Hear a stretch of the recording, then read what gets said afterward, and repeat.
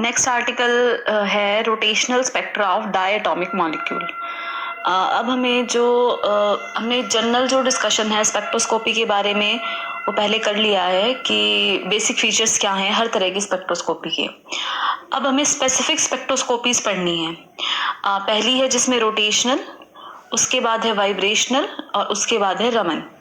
वैसे तो और भी बहुत सारी हैं पर जो आपके फिजिकल के सिलेबस में है वो फिलहाल ये 3 हैं। जो पहली है वो है रोटेशनल, तो हम पहले उसको डिस्कस करेंगे।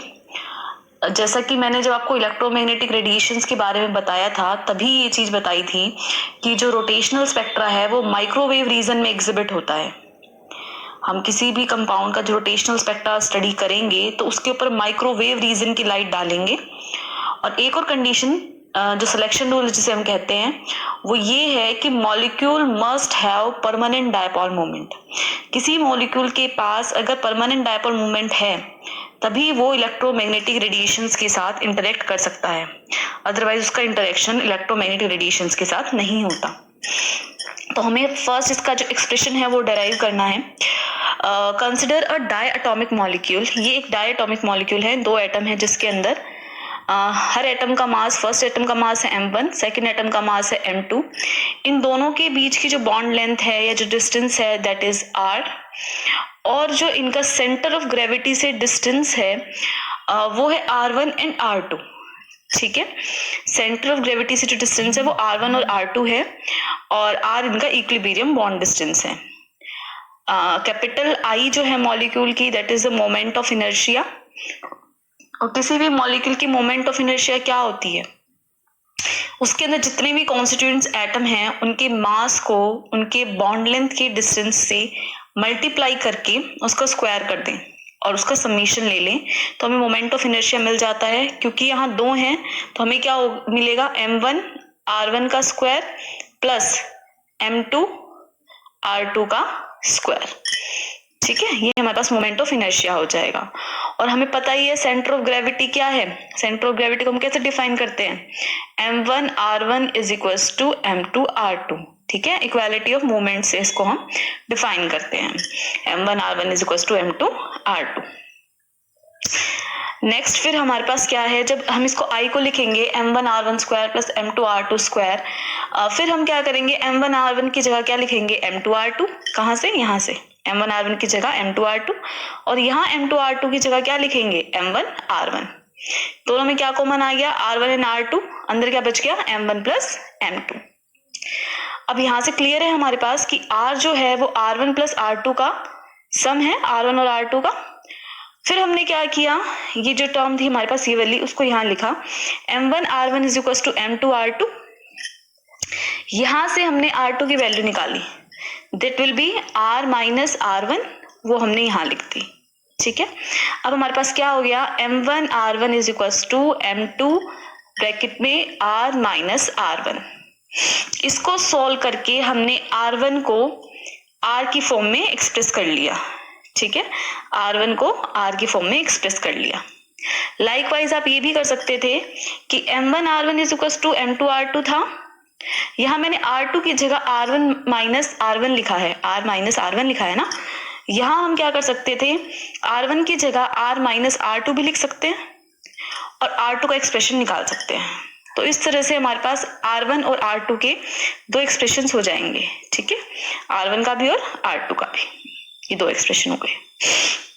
अब I कितना है मेरे पास, r1, यहाँ से देखो आप, जो I है वो कितना है, r1 r2 into m1 plus m2 है ना, I इज इक्वल टू ये है।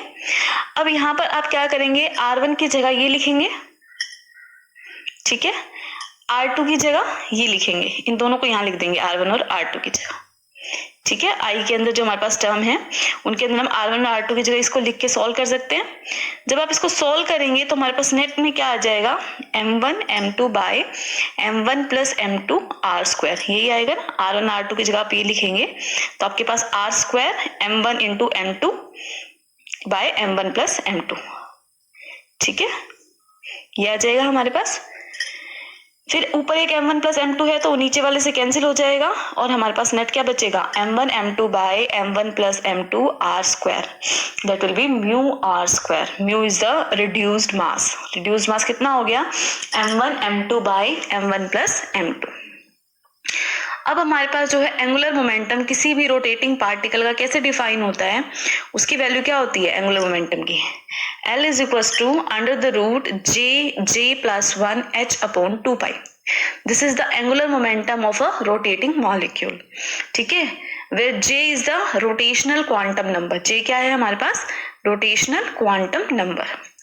एनर्जी कितनी होगी रोटेटिंग मॉलिक्यूल की, हाफ आई ओमेगा स्क्वायर. कितनी होगी, हाफ आई ओमेगा स्क्वायर. अब आई से मल्टीप्लाई करेंगे और आई से कर देंगे डिवाइड. ठीक है, आई से मल्टीप्लाई आई से डिवाइड करेंगे तो क्या आएगा, I omega square by 2i. I omega is equal to क्या होता है, L is equal to I into omega. ठीक है, एल हमारे पास क्या होगा, आई इंटू ओमेगा हो जाएगा. ठीक है, I is the moment of inertia, omega is the angular velocity. ठीक है, L स्क्वायर बाय 2i. अब L स्क्वायर की वैल्यू आप यहां से निकाल लो, स्क्वायर कर दोगे तो क्या आ जाएगा, J और J plus 1 h square by 4 pi square. नीचे 2 है, 8 पाई आई आ जाए, स्क्वायर आई आ जाएगा. ये हमारे पास एनर्जी आ गई किसमें, जूल्स में. जूल्स में कितनी एनर्जी आ गई, J plus 1 H square by 8 pi square I joule. किसकी एनर्जी है ये, रोटेटिंग डाई एटॉमिक मॉलिक्यूल की. अगर आप इसी टर्म को इन the terms of wave number लिखना चाहते हैं तो आपको क्या करना पड़ेगा, इस एनर्जी को हम hc से डिवाइड कर दें. If we divide energy in joules by hc we will get the energy in terms of wave number. ठीक है, ओमेगा सॉरी म्यू बार. तो अगर आप इसको डिवाइड करेंगे तो क्या आ जाएगा, h अपॉन 8 पाई स्क्वायर, एक h तो कैंसिल हो जाएगा, h upon 8 pi square I C J plus 1 centimetre inverse. ये जो हमारे पास आगे वाली टर्म है that is h upon 8 pi square I C. This is known as b. b is a rotational constant. ठीक है, b क्या है हमारे पास, रोटेशनल कांस्टेंट. तो energy of the rotating molecule in terms of wave number will be bj plus 1 where b is the rotational constant and j is your rotational quantum number. ठीक है, ये हमारे पास एक्सप्रेशन है किसका, एनर्जी का, किसकी, rotating diatomic molecule की. अब हमें पता है सिलेक्शन रूल क्या है इसका. सिलेक्शन रूल है रोटेशनल स्पेक्ट्रोस्कोपी का कि delta J is equal to plus minus 1. इसका मतलब क्या है, जो ट्रांजिशन है वो first level to second level में पॉसिबल है और first level to zeroth level में पॉसिबल है, या 0 1 to 2 या फिर 1 to 0. इस तरह से रोटेशन पॉसिबल है, ट्रांजिशन पॉसिबल है. ऐसा रैंडम नहीं होगा कि आप पहले से सीधा थर्ड में चले जाएंगे. तो जो डिफरेंस है दैट शुड बी +1 और -1. ठीक है, तो डेल्टा J +1 और -1 है. +1 का मतलब अगर मैं ये मानूं कि अगर jth लेवल से ट्रांजिशन हो रही है तो J +1 तक जाएगी, और -1 का मतलब अगर jth से हो रही है तो J -1 तक जाएगी. इसका यही मतलब है. अब मेरे पास एक्सप्रेशन था एनर्जी का, क्या एक्सप्रेशन था, BJJ प्लस 1 है ना, वेव नंबर की फॉर्म में यही था ना, mu bar is equal to BJJ plus 1. अगर डिफरेंस निकालना है मुझे first level to second level का, J to J plus 1 level का, तो जो मेरे पास एक्सप्रेशन था BJJ प्लस 1, वहां J की जगह J प्लस 1 लिखूंगी तो J प्लस 1th लेवल की आ जाएगी ना energy. J plus 1 into J plus 1 था, J प्लस 1 कितना हो जाएगा अब, J प्लस 2, और पहले वाले टर्म की सेम रहेगी. मतलब Jth से जब J प्लस 1 में जा रहे हो तो क्या करोगे, J प्लस 1 की J की जगह J प्लस 1 लिखोगे ना, और J प्लस 1 की जगह J प्लस 2, दोनों को सब्ट्रैक्ट करके आप क्या करेंगे, सोल्व करेंगे. ठीक है, तो क्या आएगा 2BJ प्लस 1. जब J to J plus 1th level पर जा रहे हो तो एनर्जी डिफरेंस कितना आएगा, 2BJ प्लस 1. मान लिया कि आप 0 टू फर्स्ट लेवल पर जा रहे हो. 0 टू फर्स्ट लेवल का मतलब क्या है कि आप J की जगह क्या लिखेंगे, 0. ठीक है, जब आप J की जगह 0 लिखोगे तो क्या आएगा, 2B. जब आप इसकी जगह पर 1 लिखोगे तो 4B, 2 लिखोगे तो 6B and 8B and so on. इस तरह से आप लिख सकते हो। ये क्या है, डेल्टा म्यू है, डिफरेंस है ये, ठीक है। तो आप देखोगे पहला तो जीरोथ लेवल है, उसके बाद जब आपने 1 लिखा तो फिर आपके पास क्या एक्सप्रेशन आ गया, 2b फर्स्ट लेवल 2b, फिर 6b, फिर आपके पास आ गया। इस तरह से एनर्जी आप लिखते जाएंगे। सॉरी, यहाँ थोड़ा आपको ध्यान देने की जरूरत है। जब आपके पास बी जे जे प्लस 1 है तो वहां आप वैल्यू लिखेंगे जे की, बी जे जे प्लस 1 में वैल्यू लिखेंगे आप। जीरोथ लेवल के लिखेंगे तो 0 आएगा, फर्स्ट लेवल के लिखेंगे तो 2b आएगा, फिर 6b आएगा, फिर 12b, फिर 20b, फिर 30b, ठीक है। ये जो बनाया हुआ है हमने, ये जो डायग्राम बनाया है वो इस वैल्यू से नहीं बनाया हमने, इससे नहीं बनाया। जो हमने पीछे डिस्कस की थी, जो एनर्जी लेवल्स थे, जिसकी एनर्जी थी बी जे जे प्लस 1, उससे हमने ये चीज डिस्कस करने की कोशिश की है, ठीक है। तो 2b आप उसमें वैल्यू लिखते जाओ, जे की 0 लिखो, 0 लिखोगे 0 आएगा, 2b 6b 12b। तो आप ये देखते जाएंगे जैसे जैसे आप हायर जा रहे हैं, जो डिफरेंस है वो क्या करता जा रहा है, बढ़ता जा रहा है। पहले 2 था, फिर 4 हो गया, फिर 6 हो गया, फिर 8 हो गया, फिर 10 का हो गया। इस तरह से डिफरेंस बढ़ता जा रहा है ना।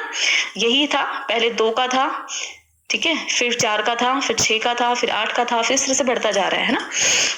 लेकिन आप ये देखेंगे जब 2b है, नेक्स्ट फिर 4b, फिर 6b, फिर 8b, तो ये स्पेसिंग तो बढ़ रही है। ऑब्वियसली जो हम ऊपर की तरफ जा रहे हैं वो स्पेसिंग तो बढ़ रही है, लेकिन ये वाली जो स्पेसिंग है ना, इनकी हॉरिजॉन्टल स्पेसिंग जो है वो कितनी रहेगी, 2b रहेगी। कैसे, यहाँ पर आप देखोगे ना, इसमें भी 2b का डिफरेंस है, इनमें भी 2b का डिफरेंस है, इन दोनों में भी 2b का डिफरेंस है। तो वो जो स्पेसिंग है वो 2b की ही रहेगी, इक्वली स्पेस रहेगी। लेकिन जो लेवल्स हैं जो आपने निकाले बी जे जे प्लस 1 से, वो क्या करते जाएंगे, उनकी एनर्जी कॉरस्पॉन्डिंगली बढ़ती जाएगी, ठीक है। तो ये थी तुम्हारे पास लेवल्स की spacing. Next we have intensity of rotational spectral line. जो रोटेशनल स्पेक्ट्रा है उनमें जो स्पेक्ट्रल लाइंस बन रही हैं, उनकी हमें इंटेंसिटी को डिस्कस करना है, क्योंकि जो इंटेंसिटी होगी वो कितनी होगी और किन किन फैक्टर्स पर डिपेंड करेगी। देखो, जैसा कि हमने जनरल जब डिस्कशन किया था तो मैंने बताया था कि जो इंटेंसिटी होती है स्पेक्ट्रल लाइंस की, वो रिलेटिव पॉपुलेशन पर डिपेंड करती है एनर्जी लेवल्स की। जो आपके एनर्जी लेवल्स हैं उनकी पॉपुलेशन में डिफरेंस कितना है, उसके ऊपर डिपेंड करेगी कि उनकी जो इंटेंसिटी है वो कितनी होगी, ठीक है। तो जो रिलेटिव पॉपुलेशन है वो कौन से हमें लॉ ने दे रखा है, वो दिया है हमने बोल्ट्जमैन डिस्ट्रीब्यूशन लॉ ने। बोल्ट्जमैन डिस्ट्रीब्यूशन लॉ क्या कहता है कि जो इंटेंसिटी है that will be proportional to the difference in the number of the particle present in the lower states and the higher states. भाई जो पॉपुलेशन है वो किसके ऊपर डिपेंड है, डिफरेंस कितना होगा वो हमें देखना है। That will B E is equals E raised to the power minus EJ by KT, और इंटेंसिटी प्रोपोर्शनल होगी NJ by N नॉट की, ठीक है। जब आप प्रोपोर्शनैलिटी का साइन हटाते हो तो एक फैक्टर आता है, that is degeneracy factor. Degeneracy factor is 2J plus 1, ठीक है। डीजेनरेसी फैक्टर को है हम जी से रिप्रेजेंट करते हैं, जी से, और इसकी वैल्यू कितनी होती है 2J plus 1। अब जब J की वैल्यू 0 लिखोगे तो ये आएगा 1, जब आप J की वैल्यू 1 लिखोगे तो आएगा 3, 2 लिखोगे तो आएगा 5। तो ये आप डीजेनरेसी फैक्टर लिख सकते हैं यहाँ पे। डीजेनरेसी फैक्टर क्या है, देखो हमने ये तो देख लिया कि जो इंटेंसिटी है वो पॉपुलेशन डिफरेंस पर डिपेंड करती है, लेकिन ऐसे कितने स्टेट्स है जिनकी एनर्जी सेम है, तो डीजेनरेसी फैक्टर हमें इंक्लूड करना होता है कि ऐसी स्टेट्स को इंक्लूड करने के लिए जिनकी एनर्जी जो है वो सिमिलर है, ठीक है।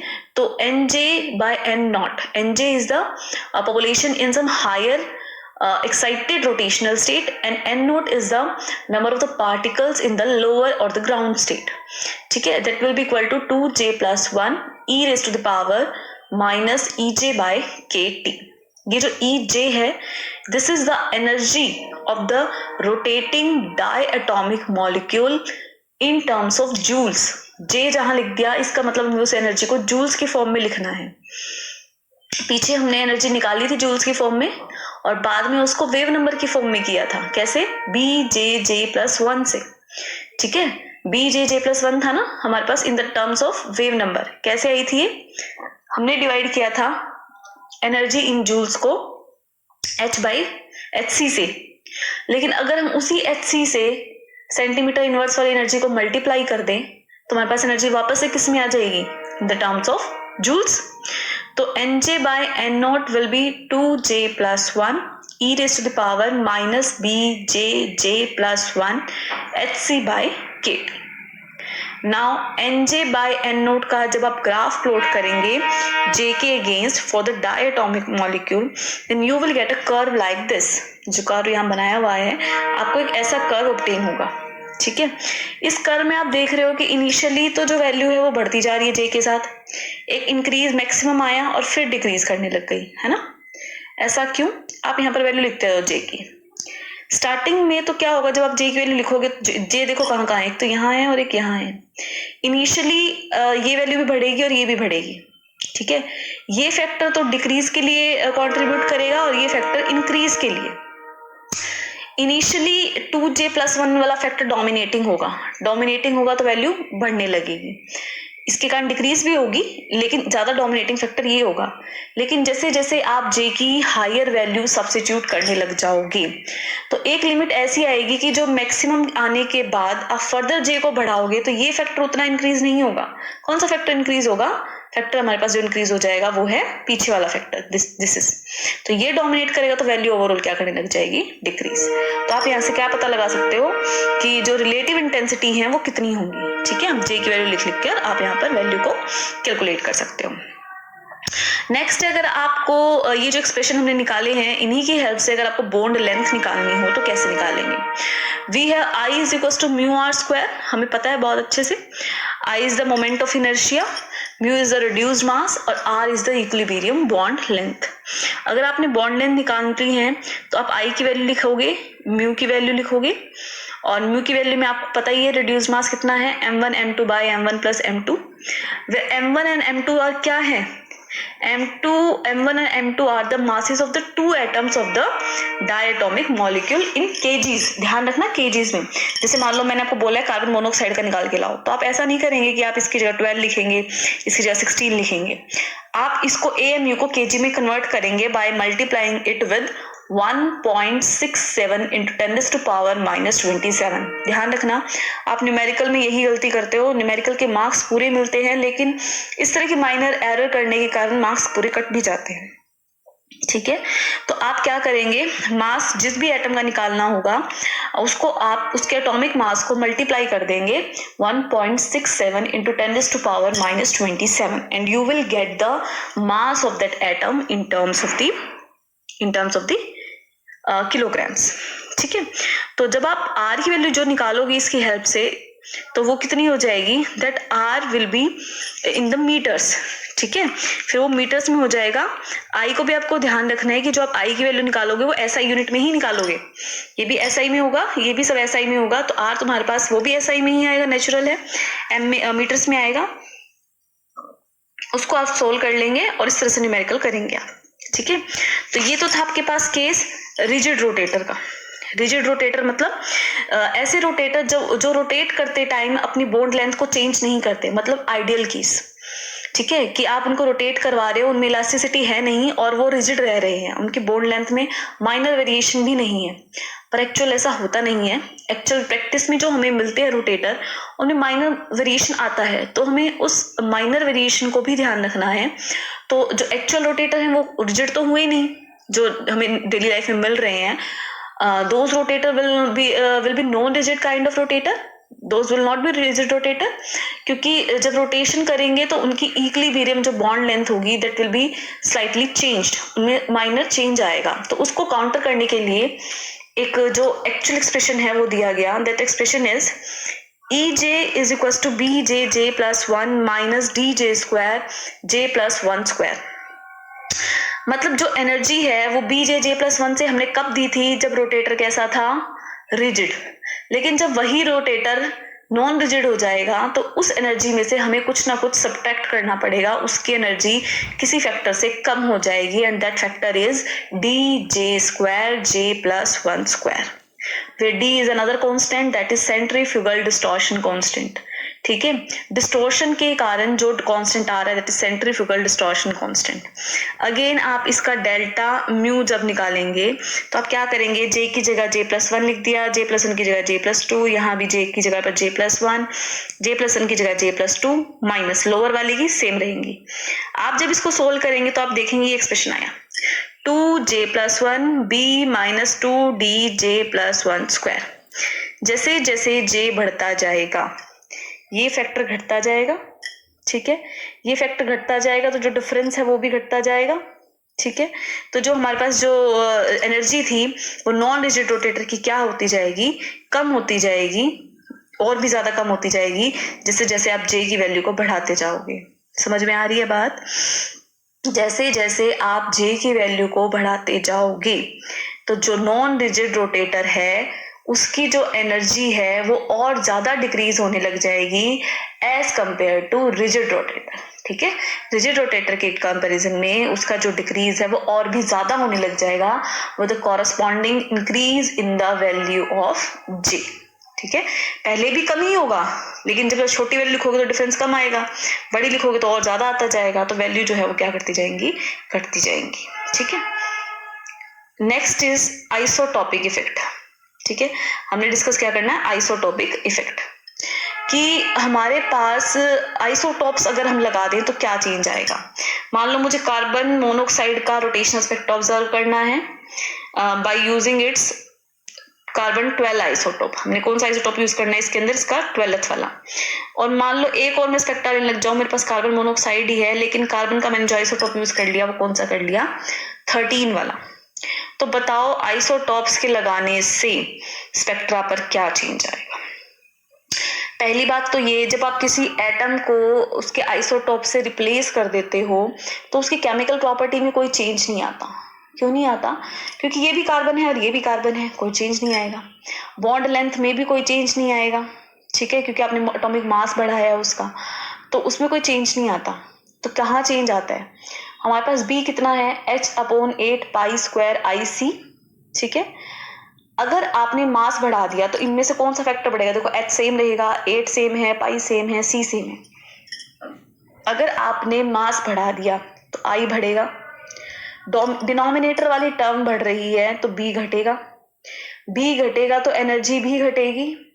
एनर्जी घटने का मतलब क्या है कि जब आपने कार्बन 12 आइसोटोप को कार्बन 13 आइसोटोप से रिप्लेस कर दिया तो जो एनर्जी लेवल्स है वो एक दूसरे के पास आने लग गए।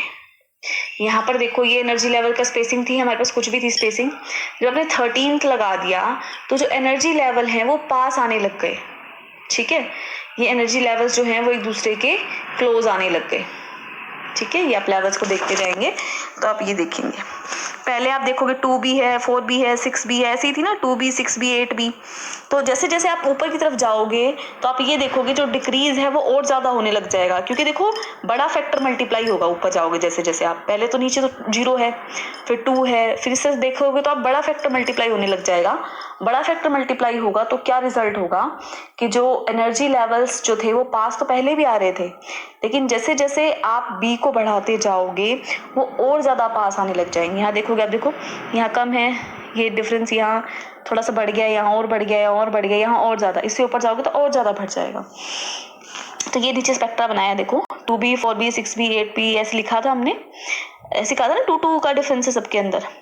तो 2b डैश किसमें है, कार्बन 13 आइसोटोप यूज करने पर, और 2b है कार्बन 12 आइसोटोप यूज करने पर। तो 2b, 4b, 6b, 8b इस तरह से हमारे पास वेरियस एनर्जी लेवल्स हैं। और इसके 2b dash, 4b dash, 6b dash, 8b dash, तो आप ये देखोगे 2b और 2b डैश थोड़े से पास हैं, ये थोड़े से दूर, ये थोड़े और दूर, थोड़े और दूर, इस तरह से डिफरेंस जो है वो बढ़ता जाएगा जैसे जैसे आप b की वैल्यू को, या फिर या हम कहें जो हमारे पास j की वैल्यू है आप उसको रेज करते जाएंगे। तो this will be the difference in the compound showing